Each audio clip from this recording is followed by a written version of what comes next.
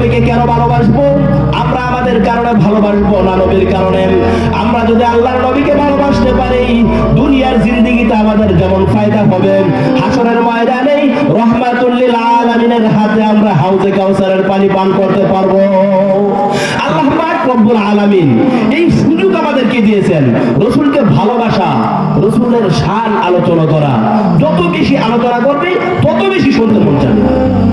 আল্লাহর নবী সাল্লাল্লাহু আলাইহি সাল্লাম যেই মুহূর্তে দুনিয়ার মধ্যে আগমন করেছেন, সারা পৃথিবীর মধ্যে সব ছিল মুশরিক, সবাই ছিল কাফের।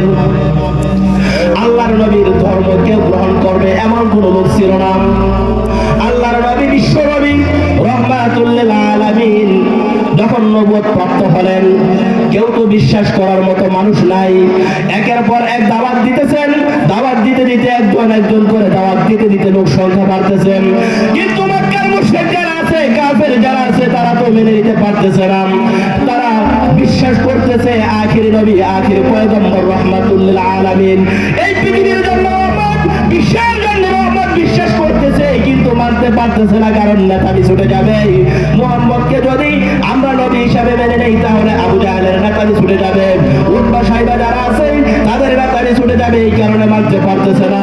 আল্লাহর নবী সাল্লাল্লাহু আলাইহি সাল্লাম সারাদিন উম্মতের মাঝে দাওয়াত দিয়ে জাহান্নাম থেকে কিভাবে বাঁচতে পারবে, উম্মত কিভাবে জাহান্নাম থেকে বাঁচতে পারবে, জাহান্নামের আগুনে যেন উম্মত না জ্বলে, সারাদিন দৌড়াদৌড়ি করে, ফিকির করে, উম্মতের জন্য মায়া দেখিয়ে, ভালোবাসা দেখিয়ে রাতের বেলা জায়নামাজে দাঁড়িয়ে আল্লাহর দরবারে দাঁড়িয়ে যেতেন, কুরআনুল কারীমের তেলাওয়াত করতেন।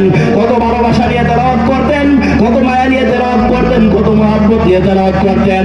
রাতের বেলা যখন নাকি আল্লাহর নবী বিশ্ব নবী রহমাতুল লিল আলামিন কুরআনুল কারীমের তেলাওয়াত করতেন, ওই কাফের মক্কার মুশরিকেরা ওই মসজিদের কাছে এসে কুরআনুল কারীমের তেলাওয়াত শুনতো, আর ভিতরে ভিতরে মজা লইতো, কারণ তাদের কাছে এত ভালো লাগে, এত মজা লাগে।